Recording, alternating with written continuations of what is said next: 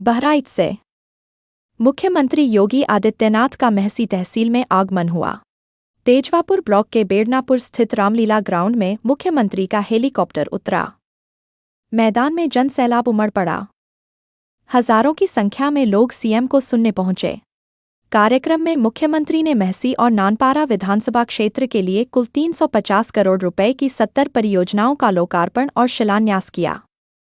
इसमें 145 करोड़ की 19 परियोजनाओं का लोकार्पण और 207 करोड़ की 51 परियोजनाओं का शिलान्यास शामिल है।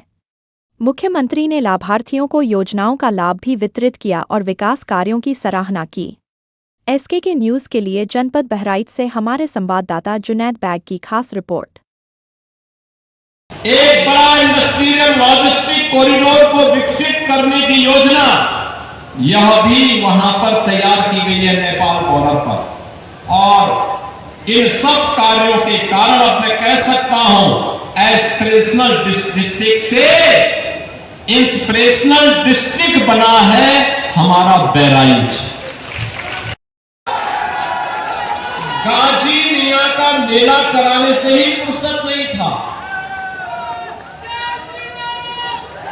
ये लोग क्या करते, लेकिन भारत माता के इस अमर नायक महाराजा सुहेलदेव के नाम पर आयोजन और उनका भव्य स्मारक उसी स्थान पर, जिस स्थान पर उन्होंने सालार मसूद गाजी को मारा था और इतिहास में भी मारा ही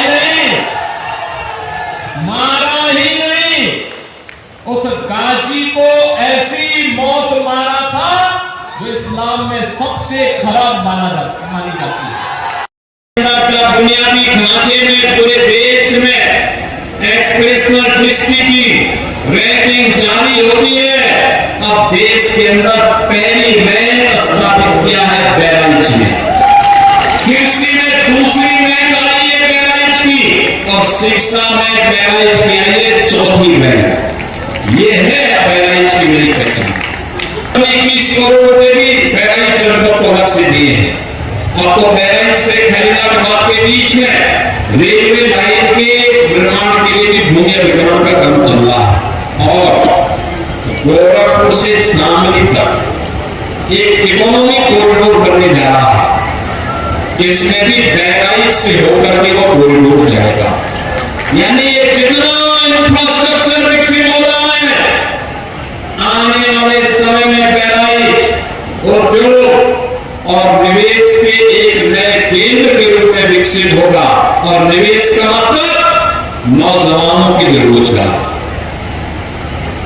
नौजवान के लिए नौकरी, महिलाओं के स्वावलंबन के कार्यक्रम और इन सभी कार्यक्रमों को आगे बढ़ाते हुए इस दौरान 12 कस्तूरबा बालिका विद्यालय को अपग्रेड किया गया है, 12वीं तक किया गया है।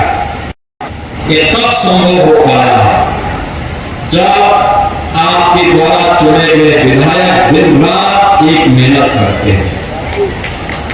जब मेहनत करते हैं, दिन रात मेहनत करते हैं, लखनऊ दिल्ली में उसके लिए पैरवी करते हैं। सांसद जी दिल्ली में, विधायक लखनऊ में पैरवी करते हैं और ये योजनाएं आपके जिले में आती हैं। हम लोग भी बार बार आते हैं, इसीलिए आते देखने के लिए क्या प्रोग्रेस है। भाइयों 17 के पहले यही तो समस्या थी। 17 के पहले उत्तर प्रदेश में समाजवादी पार्टी की सरकार थी तो बबुआ तो 12 बजे सो के उठते थे, 2 बजे तक तैयार होते थे। चच्चू जब उनको बताते थे कि क्या होना चाहिए तो उनकी समझ ही में नहीं आता था कि चच्चू बोल क्या रहे हैं। फिर 5 बजे जिम चले गए, 6:30 7 बजे तक आए तो उसके बाद उनकी अपनी नौकरी जम जाती थी और फिर प्रदेश के फंटाधार की सभी योजनाएं वहीं पे इनके द्वारा समाप्त कर दी जाती थी। विकास होता कैसे? यूपी के नौजवान के सामने पहचान का संकट, अन्नदाता किसान आत्महत्या कर, हमने बड़ी स्पष्टता के साथ कहा यूपी की धरती पर एक नए भारत का नया यूपी है और नए भारत के नए यूपी में किसी विदेशी आक्रांता के स्मारक को भी हम स्वीकार नहीं करेंगे और उसके नाम पर कोई मेला और कोई आयोजन भी स्वीकार नहीं होना चाहिए। मैं अभिनंदन करूंगा बहराइचवासियों का जिन्होंने काशी के नाम पर होने वाले आयोजन को पूरी तरह रोक दिया है और आने वाले समय में भी काशी के नाम पर कोई आयोजन न हो इसका हम पुख्ता व्यवस्था करें। आयोजन होना चाहिए के नाम पर। जो काम कांग्रेस और सपा नहीं कर सकती थी क्योंकि इनको तो कब्रिस्तान की बाउंड्री बनाने और काशी मिया का मेला कराने से ही फुर्सत नहीं था। ये लोग क्या करते, लेकिन भारत माता के इस अमर नायक महाराजा सुहेलदेव के नाम पर आयोजन और उनका भव्य स्मारक उसी स्थान पर जिस स्थान पर उन्होंने सालार मसूद गाजी को मारा था और इतिहास में भी मारा ही नहीं उस गाजी को ऐसी मौत मारा था जो इस्लाम में सबसे खराब मानी जाती है की सजा देकर के भारत के शौर्य का प्रचलन लहराने का काम महाराज सुहेलदेव ने किया था। महाराज सुहेलदेव की स्मृतियों को वर्तमान और भावी पीढ़ी तक पहुंचाने के लिए डबल इंजन की एनडीए की सरकार ने महाराजा सुहेलदेव का भव्य स्मारक बनाया है चित्तौड़ा नामक स्थान पर। भव्य स्मारक जो कार्य 1947 में होना चाहिए था, 48 में होना चाहिए था, वह कार्य मोदी जी के प्रधानमंत्री बनने के बाद और उत्तर प्रदेश में डबल इंजन सरकार बनने के बाद ही काम हो पाया है। और इसलिए कह रहा हूं भाइयों, आप बहराइच अपने गौरव के साथ आगे बढ़ रहा है। विकास, एक परिवार का विकास, इनका स्वयं का विकास हो, यही इनके जिंदे का हिस्सा था और यही कारण था इन्होंने बहराइच की ओर ध्यान नहीं किया और बहराइच की तरह अपने जनपदों पे ध्यान न देने के कारण धीरे धीरे करके उत्तर प्रदेश के सामने पहचान का संकट खड़ा हो गया। बहनों भाइयों, आज जब मैं बहराइच को देखता हूं, विकास की परियोजनाएं जो सोचता था, जिस महाराज सुहेलदेव को स्वतंत्र भारत में सबसे पहले सम्मान मिलना चाहिए था, कांग्रेस ने नहीं दिया, समाजवादी पार्टी ने नहीं दिया। जिस महाराजा सुहेलदेव के स्मृति में मेले लगने चाहिए थे, कांग्रेस और समाजवादी पार्टी ने मेले नहीं आयोजित किए, बल्कि भारत को रौंदने के लिए, भारत को अपमानित करने के, बहराइच को और मां पाटेश्वरी धाम को लूटने के लिए जो विदेशी आक्रांता सालार मसूद गाजी आया था, इन लोगों ने उस गाजी के नाम पर गाजी मिया का मेला लगाना प्रारंभ कर दिया था।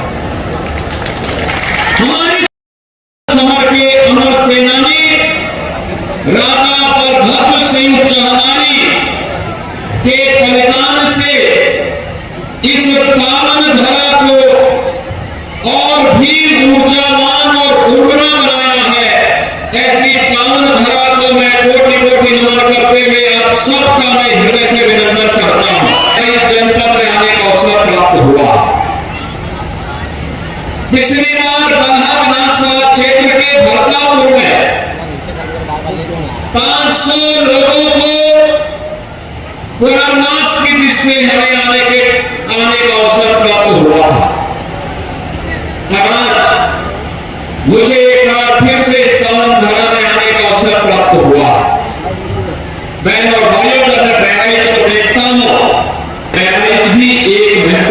जनपद है।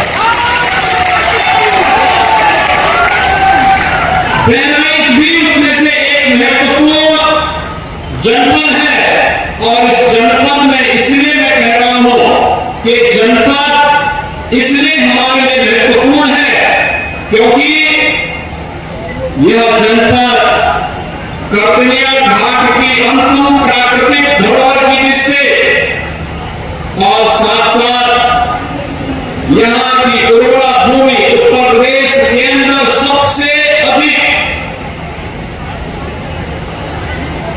नेचुरल फार्मिंग के यानी प्राकृतिक खेती के किसी एक जनपद के अन्नदाता किसानों ने कार्य किया है तो बहराइच उनमें से एक जनपद आता है और इसलिए मैं इस उर्वरा भूमि को यहां के अन्नदाता किसानों को और ईश्वर प्रदत्त इस प्राकृतिक धरोहर कर्तनिया घाट पर सरयू मैया के द्वारा प्रदत्त इस प्राकृतिक धरोहर के लिए भी आप सबको मैं बधाई देता हूं, आपका अभिनंदन करता हूं। मासी बालारत के नाम पर हॉस्पिटल का नाम है। आज बहराइच से लखनऊ तक 4 लेन की सड़क के निर्माण के लिए धनराशि स्वीकृत हुई है और आज तो बहराइच एक बार फिर से नए बहराइच के रूप में आगे बढ़ता हुआ दिखाई दे रहा है।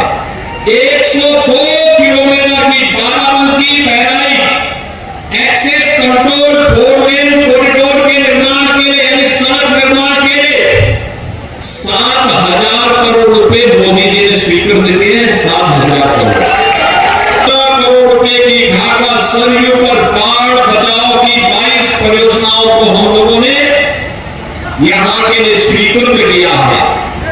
रुपए की यहां सीमा पर एक बड़ा इंडस्ट्रियल लॉजिस्टिक कॉरिडोर को विकसित करने की योजना यह भी वहां पर तैयार की गई है नेपाल बॉर्डर पर। इन सब कार्यों के कारण अब मैं कह सकता हूं एस्पिरेशनल डिस्ट्रिक्ट से इंस्पिरेशनल डिस्ट्रिक्ट बना है हमारा बहराइच। ये एस्पिरेशनल जनपद था। एस्पिरेशनल जनपद का मतलब आकांक्षी बनकर के रह गया था, हाथ फैलाने के लिए मजबूर था। लैंड माफिया, भू mafia, sand mafia, one mafia, ये सभी इस जनपद पे हावी होकर के यहां की प्राकृतिक संसाधनों को लूटते थे, बदनाम यहां का आम नागरिक होता था। हर प्रकार की अवैध और अनैतिक गतिविधियों का संचालन सत्ता के संरक्षण में रहने वाले वे माफिया करते थे। बदनाम बहराइच जनपद होता था और आर्थिक स्थिति भी खराब होती थी, न केवल यहां के नागरिकों की बल्कि पूरे जनपद की। विकास के पायदान पर सबसे पीछे की श्रेणी में तो देश के अंदर 600 जनपदों में से सबसे बीमार 100 जनपदों की सूची प्रधानमंत्री मोदी जी ने नीति आयोग के माध्यम से जारी करवाई थी। उनमें से बहराइच एक जनपद था। लेकिन बहनों भाइयों, आज जब बहराइच की इस विकास यात्रा को हम देखते हैं, कोई सोचता था ये बहराइच का विमानोपन और उस भारतीय को चिंतित करता था। बहराइच के बच्चों के असहाय बीमारी की चपेट में आना हर एक नागरिक के लिए चिंता का विषय था और हर व्यक्ति जो 1000 वर्ष पहले महाराजा सुहेलदेव के शौर्य से परिचित रहा होगा,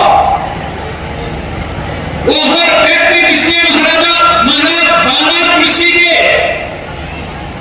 साधना और सिद्धि को देखा होगा